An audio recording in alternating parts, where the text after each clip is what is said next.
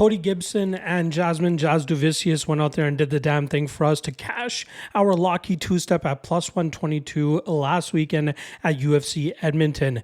This weekend, we're going to try to replicate that and also cash the Locky Trinity, which we were unable to do last week as Trevin Jaws was unable to get the job done against Mike Malott in a very timid performance from both of those guys.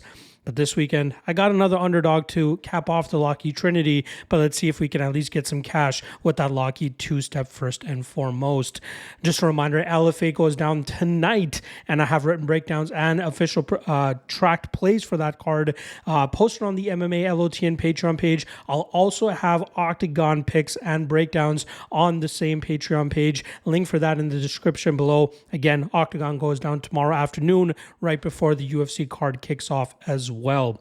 All right, let's get right into the bad boy here with the first step in the Locky two-step. We're going to go with Melissa Mullins as she takes on UFC newcomer Claudia Segela.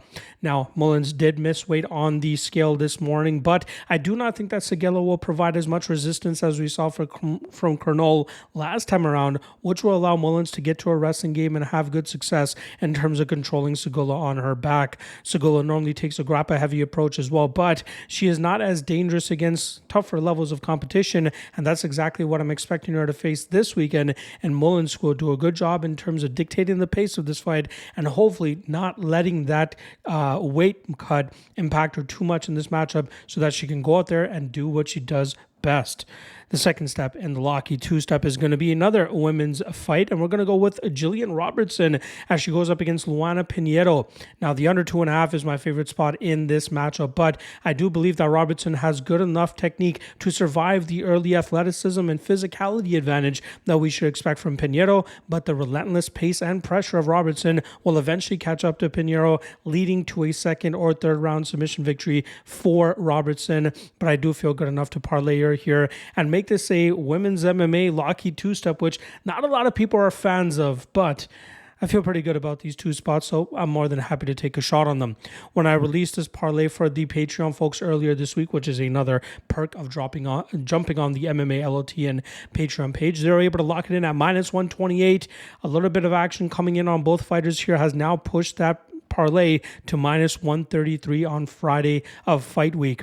To complete the Locky Trinity, we're going to go a little bit risky here. So remember, the Locky two-steppers where we're going to put the majority of our stake, and then the Locky Trinity is normally the cherry on top if we're able to cash that ticket as well. So this week we're going to go with Cody Stamann, who finds himself as a pretty big underdog against Jamal Blackshear, and I believe Stamann has the experience advantage, and I do believe his defensive grappling and cardio advantage will allow him to keep this fight upright, where he should be able to have the advantage in the striking realm. Blackshear obviously dangerous with the power that he possesses early, but if Stamann can put a little bit of a pace and continue to be resistant with the grappling of Blackshear, Stamann should do a good enough job in terms of pulling away in rounds 2 and 3 and winning this fight on the scorecards. Earlier this week when I dropped the parlay for the Patreon folks, they're able to get plus 498. A little bit of action coming in. All three of these fighters now brings the parlay to plus 461. There you guys go. Locky two-step and Locky Trinity free parlay for you guys. I'll be back later this evening for the top 3 prop bets, which we've been a little bit on a cold streak in the recent weeks. Let's see if we can turn the tide this weekend. I'll see you guys then. Peace.